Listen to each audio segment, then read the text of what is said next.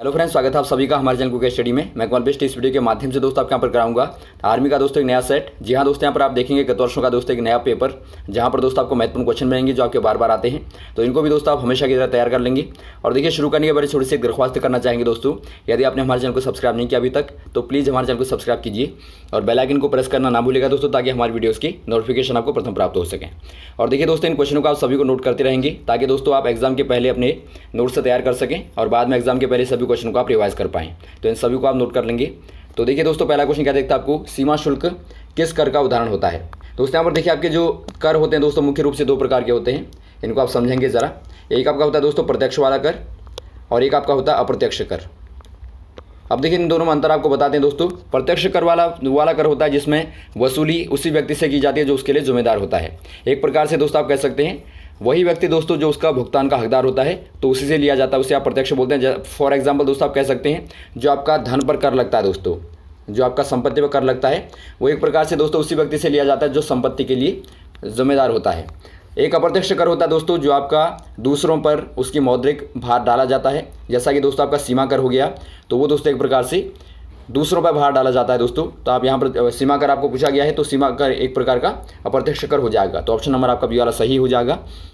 अगला क्वेश्चन यहाँ पर देखिए दोस्तों, सर्वप्रथम किसने अपने यहाँ पर जीएसटी लागू किया। जीएसटी दोस्तों हमारे देश में भी हाल ही में लागू हुआ है, और जीएसटी का फुल फॉर्म बार बार आता है तो आपको पता होना चाहिए।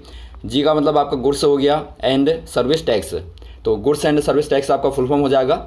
और ये दोस्तों एक प्रकार का इनडायरेक्ट टैक्स होता है। अभी अभी आपने देखा दोस्तों ऊपर, प्रत्यक्ष और अप्रत्यक्ष दो प्रकार के कर होते हैं, जिनमें दोस्तों जीएसटी एक प्रकार का अप्रत्यक्ष अर्थात इनडायरेक्ट टैक्स होता है दोस्तों। तो यहाँ पर देखिए, सर्वप्रथम किसने अपने यहाँ पर लागू किया, भारत ने, अमेरिका ने, फ्रांस ने, चीन ने। ये दोस्तों फ्रांस ने सर्वप्रथम अपने यहाँ लागू किया। ऑप्शन नंबर आपका सी वाला सही हो जाएगा। अगला क्वेश्चन यहाँ पर देखिए दोस्तों, भारत पेट्रोल कॉर्पोरेशन लिमिटेड का मुख्यालय कहाँ पर है। भारत पेट्रोल कॉर्पोरेशन लिमिटेड दोस्तों BPCL का आपको बताना है मुख्यालय कहाँ पर है। ये नई दिल्ली में होगा, देहरादून में होगा, मुंबई में होगा, कोई नहीं। ये दोस्तों मुंबई में है। ऑप्शन नंबर आपका सी वाला सही हो जाएगा। और ये दोस्तों बहुत बड़ी कंपनी है जो आपकी नवरत्नों में दोस्तों शामिल है। अगला क्वेश्चन यहाँ पर देखिए, विश्व में प्राकृतिक रेशम उत्पादन करने में दोस्तों भारत का कौन सा स्थान है। नेचुरल फाइबर में दोस्तों आपको बताना है इसके प्रोडक्शन में भारत का कौन सा वाला स्थान है। प्रथम होगा, दूसरा होगा, तीसरा होगा, चौथा होगा। इसमें दोस्तों भारत का स्थान है दूसरा। ऑप्शन नंबर आपका बी वाला सही हो जाएगा। अगला क्वेश्चन यहाँ पर देखिए दोस्तों, भारत का सर्वाधिक दुग्ध उत्पादन करने वाला राज्य कौन सा वाला है। ये दोस्तों उत्तर प्रदेश होगा, या मध्य प्रदेश, या उत्तराखंड, या आंध्र प्रदेश। ये दोस्तों आपके यहाँ पर हो जाएगा उत्तर प्रदेश। ऑप्शन नंबर आपका ए वाला सही हो जाएगा। अगला क्वेश्चन यहाँ पर देखिए दोस्तों, भारत की सबसे बड़ी म्यूचुअल फंड संस्था कौन सी वाली है। म्यूचुअल फंड संस्था दोस्तों आपको बतानी है इनमें से कौन सी वाली हो जाएगी भारत की सबसे बड़ी दोस्तों। ये आपकी UTI होगी, या MTI होगी, RTI होगी, या फिर कोई नहीं। ये दोस्तों यहाँ पर देखिए एक प्रकार से सेबी ने दोस्तों शुरू किया था। सेबी ने इनकी शुरुआत की थी दोस्तों म्यूचुअल फंड की कंपनियों की। तो इनमें सबसे बड़ी कंपनी जो आपकी है दोस्तों वो आपकी UTI है, अर्थात दोस्तों Bharat union trust full form हो जाएगा। तो UTI आपका प्रथम दोस्तों बड़ी वाली कंपनी है। ऑप्शन नंबर आपका ए वाला सही हो जाएगा। अगला क्वेश्चन यहाँ पर देखिए दोस्तों, केंद्रीय एगमार्ग प्रयोगशाला कहाँ स्थित है।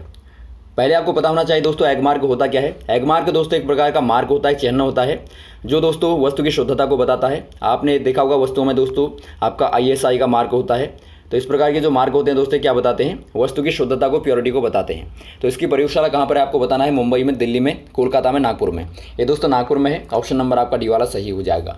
अगला क्वेश्चन यहाँ पर देखिए दोस्तों, विश्व की सबसे बड़ी स्वर्ण रिफाइनरी कंपनी कहाँ पर है।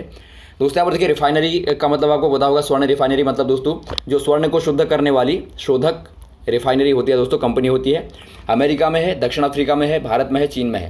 ये दोस्तों दक्षिण अफ्रीका में हो जाएगी, साउथ अफ्रीका में दोस्तों। ऑप्शन नंबर आपका बी वाला सही हो जाएगा। और यदि आपका भारत में आता है दोस्तों, तो आपका भारत में या फिर आपके एशिया में दोस्तों जो बड़ी वाली कंपनी है वो आपकी है दोस्तों शिरपुर स्वर्ण रिफाइनरी। जी हाँ दोस्तों, आपका शिरपुर स्वर्ण रिफाइनरी जो आपके मुंबई में दोस्तों मुख्यालय है। तो इसे दोस्तों आप याद रखेंगे। अगला क्वेश्चन यहाँ पर देखिए दोस्तों, सबसे व्यस्त मानव अंग कौन सा वाला होता है।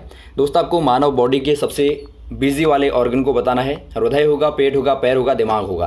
ये दोस्तों आपका हृदय हो जाएगा। आपको पता होगा दोस्तों जो हार्ट होता है वो लगातार क्या करता रहता है दोस्तों, रक्त की पंपिंग करता रहता है। पहले सिकुड़ेगा, फिर फैलेगा, फिर सिकुड़ेगा, फिर फैलेगा, लगातार दोस्तों ये अपने कार्य में लगा रहता है। तो सबसे व्यस्त अंग के रूप में दोस्तों हृदय को माना जाता है, अर्थात हार्ट को माना जाता है। अगला क्वेश्चन यहाँ पर देखिए दोस्तों, घेंगा रोग में कौन सी वाली ग्रंथि प्रभावित होती है। आपको बताना दोस्तों घेंगा वाला जो रोग होता है उसमें कौन सी वाली ग्लैंड प्रभावित होती है दोस्तों, इफेक्टेड होती है। या आपकी एंड्रेलिन होगा, या थायराइड होगा, या लीवर होगा, या कोई नहीं। ये दोस्तों आपके यहाँ पर हो जाएगी थायराइड। जो दोस्तों गले की ग्रंथि पाई जाती, गले में पाई जाती है दोस्तों, तो ऑप्शन नंबर आपका बी वाला सही हो जाएगा, थायराइड। और घैंगा दोस्तों आपको पता होगा आयोडीन की कमी से दोस्तों खासतौर पर होता है। अगला क्वेश्चन यहाँ पर देखिए दोस्तों, ऑक्सीजन का परिवहन शरीर में कौन करता है?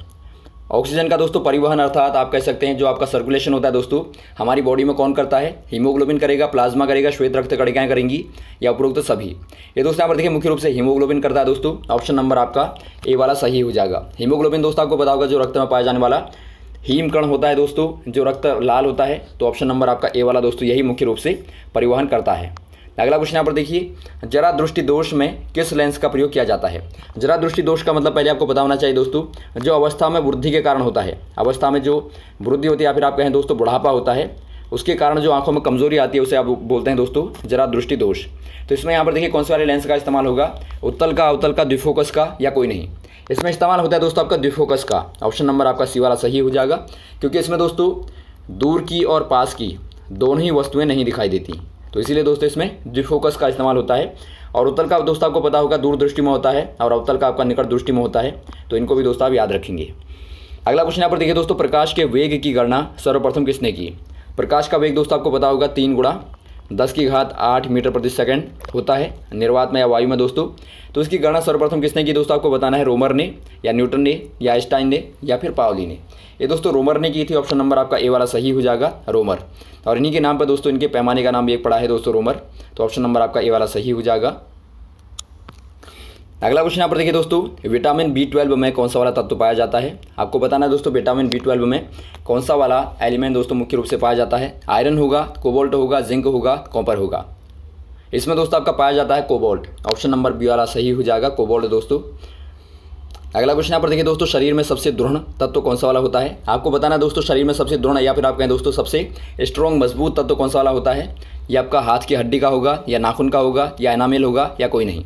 ये दोस्तों आपका होता है एनामेल। ऑप्शन नंबर सी वाला सही हो जाएगा।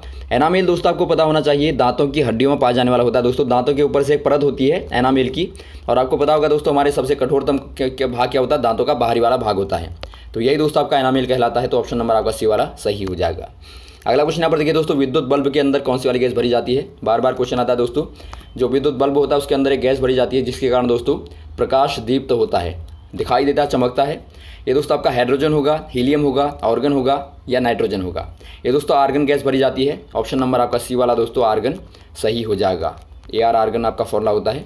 तो इस प्रकार से दोस्तों आप इन सभी को देखेंगे क्वेश्चनों को। उम्मीद है दोस्तों आपको अच्छे लगे होंगे क्वेश्चन, और यदि आपको दोस्तों वीडियो अच्छा लगा हो तो आप जरूर लाइक करें, शेयर करें और सब्सक्राइब करें दोस्तों, ताकि लगातार आपको हम देते रहें, ताकि सभी लोगों को हमारे वीडियोस पहुंचते रहें। Okay, thanks.